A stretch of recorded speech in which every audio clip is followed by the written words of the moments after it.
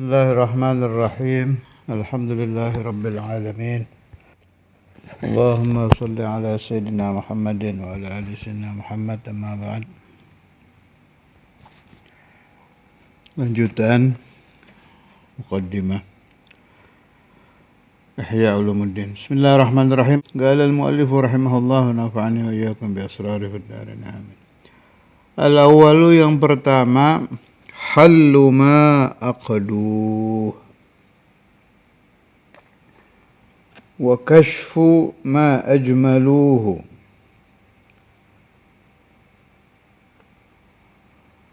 walakin yatamayyazu hadzal kitabu anha bi khamsati umurin. Al-awwalu hallu ma aqdu, mengurai apa-apa yang mereka yakni para ulama, aqaduhu, mengikatnya, fi kutubihim, maksudnya belum terurai, masih terikat pemahamannya. Wa kashfu, dan membuka, ma sataruhu, ini sama syarahnya saya tambah dikit untuk memudahkan paham. Wa kashfu ma, dan membuka apa-apa, sataruhu, yang mereka para ulama menutupnya. Hebat Imam Ghazali deh, Masya Allah. Ini menunjukkan bahwa Imam Ghazali itu bukan hanya mengarang Ihya itu membawa pendapat-pendapat beliau sendiri saja, tapi yutala' mutala' kitab-kitab banyak, dan menunjukkan juga bahwa beliau kalau mutala' itu akalnya hidup. Ya ini coba ini, mana bisa orang ngomong begini kalau enggak tenggelam betul di dalam mutala'. Sampai tahu pembahasan-pembahasan yang diikat enggak jelas, butuh diuraikan lagi. Ada lagi pembahasan-pembahasan, ini ulama-ulama besar loh yang beliau nilai ini, yang ditutup oleh para ulama. Wah, ini jangan ditutup nih, harus dibuka nih, penting ini.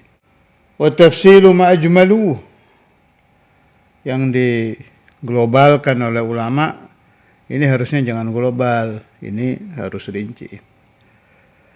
Tapi yang hebat lagi, di dalam beliau berbeda pendapat dengan ulama-ulama besar ini, beliau robah tetap dengan ikhlas, tetap dengan sofa, bersih hati, tetap dengan menjaga adab kepada beliau-beliau itu.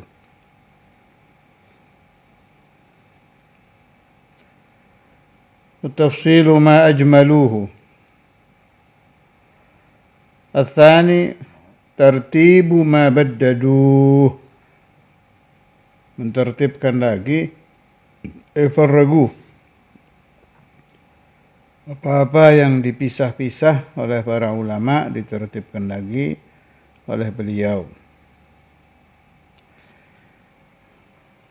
Faedah-faedah ini tercerai-berai, lebih gampang difaham kalau diletakkan di satu bab tersendiri. Nah, itu diambil oleh beliau.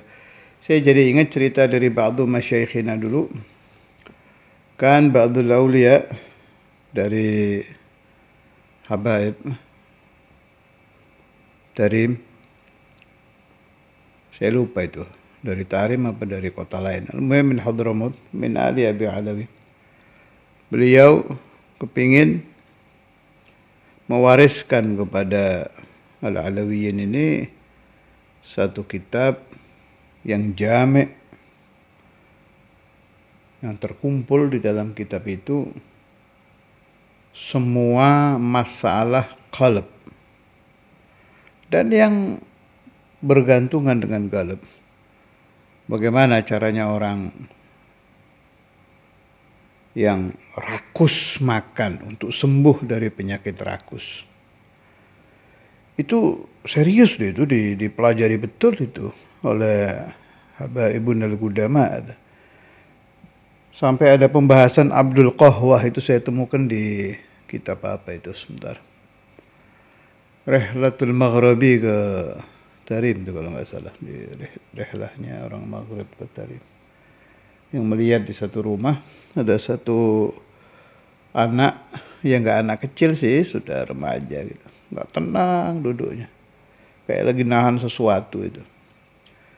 Akhirnya dibilang, biar ini sedang menahan, dia sangat senang ingin minum kopi, jadi ditahan, syahwat itu.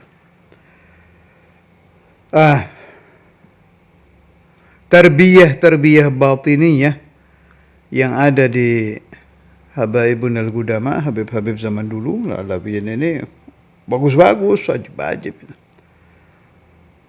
Taqlilul akal, berapa banyak itu dari Habaibun al-Qudama yang makannya cuma at-tamru wal ma'. Baca aja di kitab-kitab Alawiyin yang kuno-kuno itu. Itu kan sudah masuk riyadhah, menyedikitkan makan dan minum. Tagrirun nom, bahkan wakam-wakam yang sampai tidak tidur sampai berhari-hari. Ini pembahasan ini, pemahaman yang ajib, sangat baik ini, ingin dijadikan di satu kitab, dijadikan warisan. Khawatir mereka, kita sekarang berhasil mematahkan hawa nafsu syaitan dunia, berhasil lulus sampai menjadi wasil musil, tapi bagaimana anak cucu kita? Sepakat mau dikumpulkan jadi satu kitab. Nah, tengah-tengah beliau-beliau itu mau mengarang kitab. Kenapa saya sebut beliau-beliau? Jadi nanti setelah ini saya bahas. Saya teruskan dulu cerita tadi. Setelah mau menjadikan satu kitab, Ihya Ulumuddin. Datang kitab Ihya Ulumuddin sampai ke Hadramut, akhirnya nggak jadi. Pas dilihat, khalas, ada yakfi. Itu wataknya orang-orang ikhlas itu begitu ya. Kalau sudah ada, dan saya yakin beliau itu bukan hanya lihat kitab Ihya, Ra'au al-Imam Al-Ghazali bil Kashf, manil muallif Muhammad bin Muhammad Al-Ghazali, pasti sudah dikasyaf seperti apa orangnya itu. Jadi begitu. Setelah datang Ihya, sudah nggak jadi bikin itu wasiat-wasiat tentang masalah galab dan lain-lain. Nah, tadi saya katakan beliau-beliau itu ingin mengarang. Jadi sering, ini bukan hanya di habaib, di aulia pokoknya, di ulama-ulama yang ikhlas itu, satu kitab dibilang mu'alifnya fulan, padahal aslinya banyak itu. Itu yang saya dengar dari Syekhuna Abu Yahya itu, karangan Imam Nawawi Banten itu kan banyak kan, kathir kan, muntasyir, mu'alafat Imam Nawawi. Tapi kata Buya dulu, nggak tahu beliau dapat faedah keterangan dari mana, tapi saya ingat betul itu beliau ngomong waktu menerangkan bab ikhlasnya ulama-ulama dulu itu. Itu katanya yang ngarang Mu'alafatul Imam Nawawi bukan satu orang itu. Syekh Talha bin Talabuddin, cucunya Sunan Gunung Jati itu, yang wali besar, alim besar, yang makamnya di Cirebon. Kalau kita makam Sunan Gunung Jati itu kan di sebelah kanan kan, kalau dari arah Indramayu mau ke Cirebon. Ini gunung sebelah kanan, ini gunung sebelahnya aja, seberangnya itu. Itu di situ makamnya Syekh Talha. Itu satu zaman dengan Imam Nawawi Banten dan Ki Khalil Bangkalan, ikhwan ini tiga itu. Jadi fawaid-fawaidnya itu banyak, tiga dijadikan satu, jadi satu kitab, tapi dua orang ini nggak mau disebut namanya, Syekh Talha sama Ki Khalil. Naam, Ki Khalil lahu mu'allafat yang pakai nama beliau saya tahu, khususun fi ilmin nahwi. Tapi ini Imam Nawawi begitu. Itu keterangan dari Syekhuna Abu Yahya. Saya tambahkan di sini, la'allal maksud itu mu'allafat yang saat ketika ikhwan ini berkumpul ya. Kan enggak kumpul terus ini. Akhirnya kan Ki Khalil di Madura, Syekh Talha di Cirebon. Imam Nawawi kalau nggak salah tetap di sana kan, tetap di Makkah, sampai makamnya juga di sana. Radhiyallahu taala anhum wa nafa'ani wa iyyakum bi asrarih fid dharain amin. Wakam banyak itu. Minan ulama inal mutaakhirin, saya dengar juga ada yang begitu. Saya nggak enak nyebut namanya. Tahu saya ada alamah yang lagi top sekarang itu, kalau ngarang nggak mau pakai namanya, dipakai nama fulan yang lain. Nama siapa? Nggak enak lah saya sebut beliau, yurid an yastur. Saya hargai. Artinya itu bagus di satu sisi untuk menjaga keikhlasan. Lah yang mau dimunculkan juga bagus. Kayak Imam Nawawi itu mau nama beliau saja yang keluar, itu juga bukan berarti beliau tidak ikhlas sih. Nggak ada sekelas Imam Nawawi nggak ikhlas, pasti mukhlis. Ya beliau berpikirnya kalau semua nggak mau nggak jadi keluar ini kitab. Mau nggak mau harus ada yang muncul. Kayak ada orang mau sholat jamaah, semuanya ingin menjaga hati biar bersih. Nggak ada yang mau jadi imam. Kalau semuanya nggak ada yang mau jadi imam, ya nggak ada sholat. Lazim fi wahid yaqum. Radhiyallahu anil Imam al-Ghazali wa an sairi ulama'ina al-mukhlisin wa nafa'ani wa iyyakum wal ahbab ad-durriyah min barakatihim fid din wad dunya wal akhirah. Kembali ke kitab. Tartibu ma baddaduhu farraguhu fi mawadhi'a shatta wa nadhmu ma farraguhu, dan mengumpulkan lagi apa yang dipisah-pisah oleh para ulama.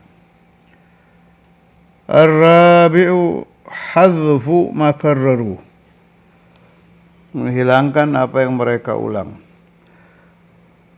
Ihya ini juga banyak ya yang mengarang mukhtasarnya ya. Saya dengar juga dari Sadiquna Al-Ustaz Farhan, muridnya Habib Umar bin Hafid, itu katanya Habib Umar ada karangan mukhtasar Ihya. Kalau salah namanya Qobasatun Nur. Qabla Sayyidil Habib Umar banyak lagi. Kulluhum bermaksud untuk mendapatkan barakah dari Al-Imam Al-Ghazali dan memudahkan supaya Ihya itu kan besar kan, 4 itu. Mengingat semua ya berat ya, makanya dibikin mukhtasar. Wa ana atadzakkar Syekhuna al-Imam Al-Habib Abdullah bin Abdul Qadir bin Fiqih juga ada majalis yang mengajar mukhtasar Ihya, tapi yang sering memang Ihya-nya langsung. Tapi saya ingat tuh pernah ya, Ustaz Imam dulu يدرس موعظة المؤمنين مختصر إحياء علومالدين. Dah, semua bagus. Al-Qasad Zaid, tujuannya baik. Lakin bicara asrar, ini lain lagi kan. Saya menemukan pembahasan Sayyidi Al-Habib Ahmad bin Hasan Attas di ba'di kutubih, wallahu alam, di Tadhkirun Nas apa di yang tulisan tangan itu saya lupa, pokoknya saya pernah nemu ada pembahasan beliau. Beliau bertanya begini, kalau mereka, yakni ada ulama yang mengikhtisar, meringkas-ringkas kitab, disebutkan oleh beliau, ya mathalan, untuk memudahkan paham ya, saya nggak ingat kitab-kitab apa aja yang disebut oleh Ahmad bin Hasan. Sekarang seperti Ihya ini. Seperti Ihya umpama diringkas. Apakah mereka bisa meringkas asrar yang ada di Ihya? Ya jelas tidak kan. Itu pertanyaan yang tidak membutuhkan jawaban. Ada lagi sisi pandang Habib Ahmad bin Hasan Attas. Orang-orang seperti Imam Ghazali itu kan qalbuh muttasil billah kan. Itu wajami'ul awliya hakadha, ulama al-mukhlisun as-salihun itu kalau nulis kadang berhenti, doa dulu. Itu yang dibilang sama Habib Ahmad bin Hasan. Apakah mereka juga bisa meringkas da'watus salihah? yang terjadi ketika pencatatan kitab-kitab itu, ketika beliau-beliau itu mengarang. Kam wa kam, tengah-tengah mengarang, hadar malaika. Minhum Syekhuna Ki Said hadza lamma alaf kitabahu, apa nama kitab karangannya Ki Said yang tauhid bahasa Jawa itu. Ta'limul Mubtadi'in. Hadar Sayyidina Izrail. Juga memberitahu bahwa umur beliau sekian apa. Itu yang tahu cerita lengkapnya Syekhuna Ki Ahmad. Al-Muhim, beliau salah satu ulama yang saat mengarang itu dihadiri malaik. Wa hadar Rasul sallallahu alaihi wasallam. Bisa dimasukkan di mukhtasar itu kejadian-kejadian itu? Jawab jelas tidak. Bagaimana pendapat kita ini menyikapi ini? Dua-duanya aulia ulama. Yang mau bikin mukhtasar itu ya ulama dan aulia. Habib Ahmad bin Hasan juga ulama juga aulia. Mana yang benar? Dua-duanya benar. Dan dua-duanya punya niat yang baik. Dan tidak bertentangan ini. Habib Ahmad bin Hasan ini sedang membahas al-asrar wal anwar wal da'watul hasilah wa hudurul alwah. Ini sedang membahas itunya. Dari sisi itu memang gak bisa diikhtisar. Lah ulama-ulama yang membuat mukhtasarat ini tahu kalau kelas-kelas kita ini gak cerdas kayak orang dulu. Boro-boro 4 jilid ya Ulumuddin di luar kepala. Satu pasal aja yang teringat paling berapa masalah.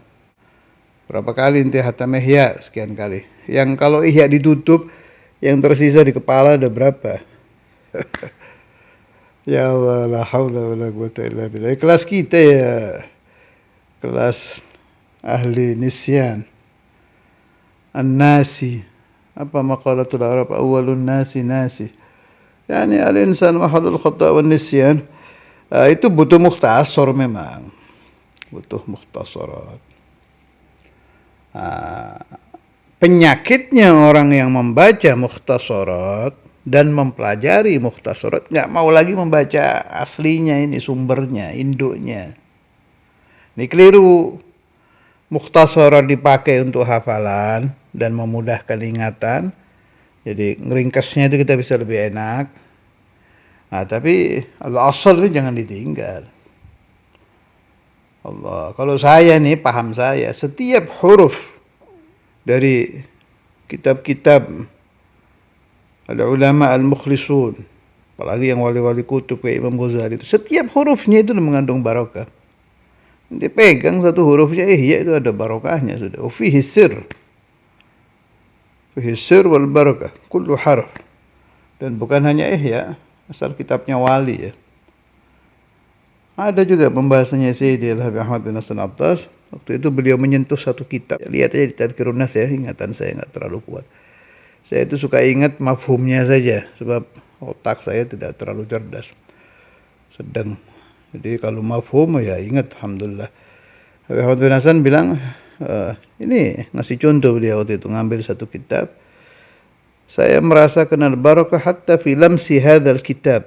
Tangannya ditaruh itu ditempelkan di kitab. Kitabnya Imam Ahmad atau siapa waktu itu. Dipegang aja sudah terasa barakahnya. Allahu Akbar. Itu kutubul aulia itu begitu. Belum diamalkan. Belum dipelajari, belum dibaca, dipegang aja sudah ada barokahnya. Taruh rumah itu udah ada barokahnya. Apalagi yang sampai hafal, faham, mengamalkan, ya kamil. Kembali ke kitab. Ar-rabi'u hadfu ma karraruh, menghilangkan apa-apa yang mereka ulang. Jadi al-mukarrar dihilangkan. Lalu ulama-ulama itu yang dibilang Imam Ghazali tadi kan ulama juga itu.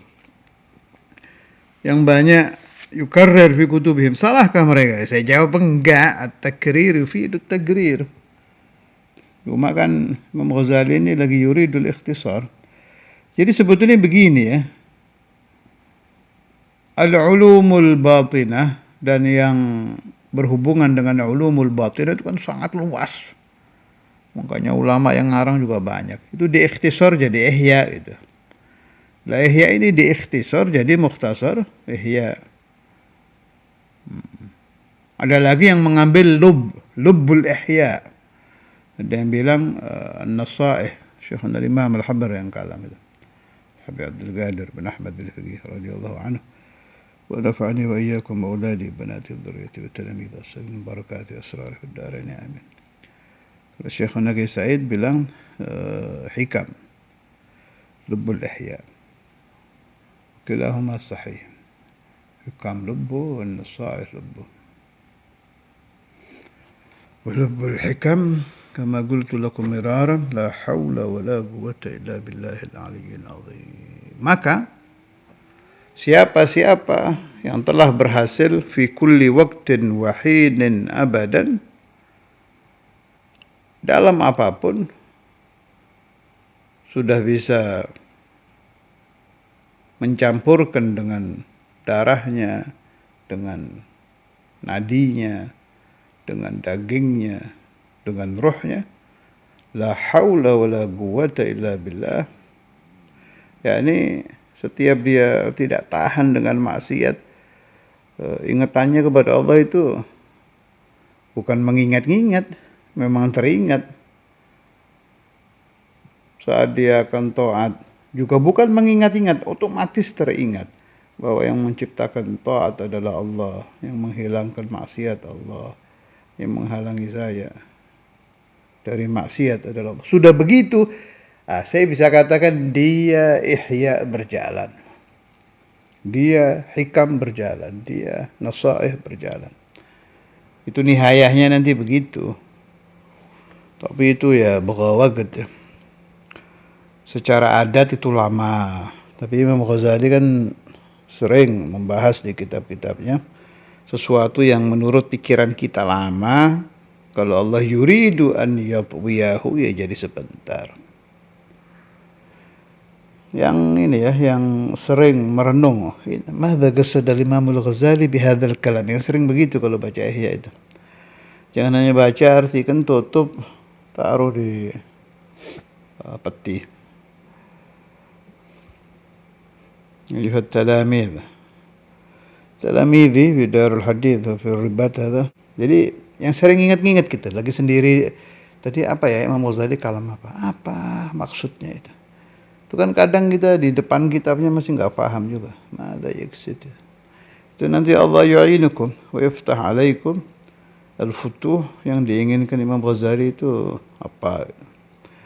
Dan itu al-auliya mithlu hadza. Kalau ada orang mengingat-ingat kalamnya, tahu beliau fi barzakh yafham, dan akan yumiddukum bimadadin min indih, supaya antum faham bisyartil ikhlas ya. Bisyartil ikhlas. Itu kan ada ceritanya itu di syarah bidayah, yang Imam Syafi'i memberikan madad kepada orang yang lagi debat yang menyalahkan kalam beliau itu.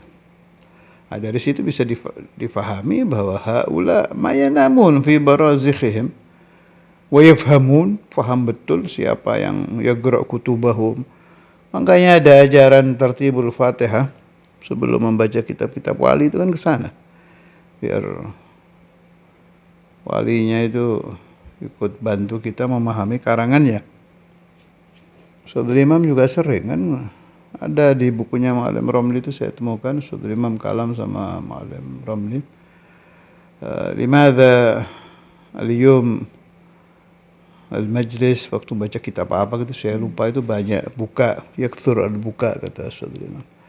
Ada mu'allifu hadar, karena pengarangnya hadir kata beliau. Karena yang ngajarnya wali, kitab yang dibaca juga kitabnya orang wali, hadir. Lanjut, al-khamisu yang kelima, tahqiqu mentahqiq, menyatakan umurin ghamidatin, perkara-perkara yang dalam, i'tasat yang sulit, alal afham bagi pemahaman-pemahaman, lam yuta'arrad laha fil kitabi aslan, yang tidak diterangkan laha hanya kembali ke umur, fil kitabi di dalam kitab aslan sama sekali. Ya itu memang kelebihannya Imam Ghazali itu. Tahqiqu umurin ghamidah i'tasat ala afham masyaallah. Jadi Imam Ghazali itu punya kelebihan, masalah-masalah tasawuf yang sulit, kalau pakai bahasa fulan wa fulan wa fulan itu sulit, namanya juga tasawuf, masalah hati. Hati itu nggak kelihatan. Hati itu kan repot kan. Hati itu ngomong loh, tapi nggak keluar suara. Hati itu melihat dengan mata hati, kan ada istilah mata hati, tapi ya nggak kelihatan matanya. Jadi ghaibi ya. Nah, itu keahliannya Imam Ghazali memang itu. Bisa menerjemahkan menjadi gamblang dan jelas urusan batiniyah. Terus ini masalah-masalah yang memang tidak boleh dibahas, nanti ada babnya itu. Tidak boleh dibahas oleh Rasulullah SAW tentang ulumul mukasyafah. Itu ngasih isyarahnya enak gitu. Apalagi pembahasan masalah ruh nanti ajib itu. Sangat ajib. Bahthul Imam Al-Ghazali tentang ruh kita yang ma'asyiral mahjubin ini jadi enak. Orang-orang yang nggak ada kasyafnya itu jadi rada-rada paham. Jadi gini, kenapa Imam Ghazali begitu? Sebab beliau ngalami. Jadi para perawi, orang-orang yang menerangkan, ini bila orang-orang itu ulama-ulama yang menerangkan tentang urusan batiniyah, tentang urusan qalbiyah, itu dibagi dua. Ada orang yang cerita tapi tidak pernah ngalami. Ini kita pembaca rada susah memahaminya. Sebab dia cerita, gak ngalami sendiri. Ada orang cerita tentang haji, tentang umroh, ditanya, ente pernah haji, pernah umroh? Enggak. Gak tahu dari mana? Ya dari orang ngobrol loh. Ya Allah, ya orang ngobrol dengan ngalami sendiri ya langit bumi. Ada orang cerita tentang zuhad, sampai yang dengar pingin kawin. Ente sudah zuhad? Belum. Kok bisa cerita? Ya katanya. Wah repot jadi katanya. Begitu juga urusan batininya. Al-Imamul Ghazali ini ngalami ila an wasala ilallah. Dan beliau direm oleh beliau itu. Begitu nanti bahas tentang ruh, tentang ilmul mukasyafah, wah ini nggak boleh nih. Tapi ngasih isyarahnya enak. Nanti antum paham maksud saya saat sampai di babnya nanti. Masya Allah. Malikul Bayan Imam Ghazali, raja urusan penjelasan. Dan ngalami itu yang paling penting itu.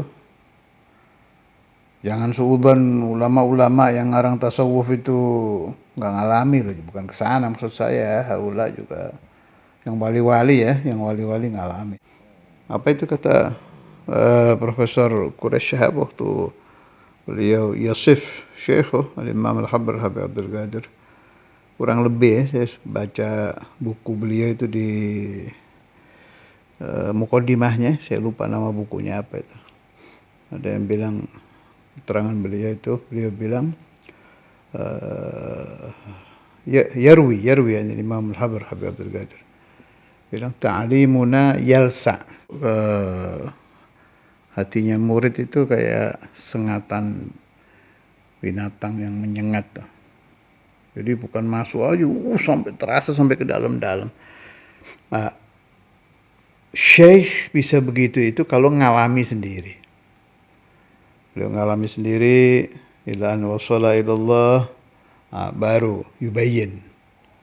Beda langit bumi, sangat jauh bedanya orang yang mengajar, pernah mengalami sendiri wusul ilallah, dengan orang yang mengajar baru masuk thariqah. Jangankan wusul ilallah, masuk thariqah aja baru. Wah, ya nggak bisa. Al-Imam Al-Habr Al-Habib Abdul Qadir, meskipun saya tidak mendapati beliau, itu kalau kita baca kalam beliau yang dicatat murid-muridnya itu bisa terasa kita. Ini omongan orang yang arif. Kan ada istilah itu, ada wasif, ada arif. Kalau wasif itu bisa cerita tapi nggak ngalami sendiri.